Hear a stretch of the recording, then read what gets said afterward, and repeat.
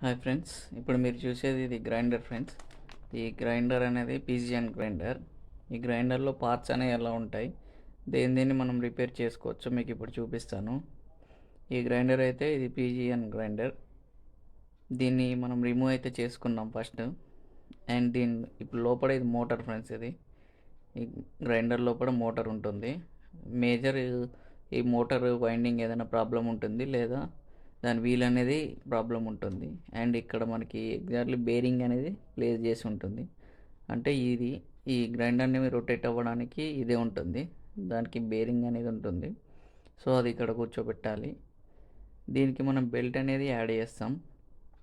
ఈ belt add చేసి దాన్ని రొటేషన్ అయితే చేయడానికి దీని ద్వారానే అది రొటేషన్ అయితే అవుతుంది. సో అది ఆ బెల్ట్ని అయితే దాంట్లో జాయిన్ చేసి అండ్ కింద మోటార్ కింద కనెక్షన్ అయితే ఇవ్వాలి. అలాగే ఇప్పుడు మోటార్ అనేది మనకి రన్ అయినప్పుడు ఈ బెల్ట్ అనేది దాంట్లోనే ఉండటం వల్ల దాని వీలుతో పాటు ఇది కూడా తిరుగుతుంది.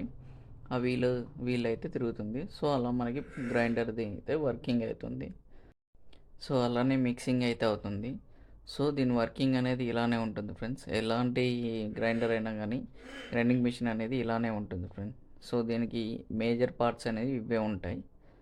సో ఏదైతే పోయిందో దాని వరకు మనం రీప్లేస్ అయితే ఈజీగా చేసుకోవచ్చు ఫ్రెండ్స్. Thank you friends.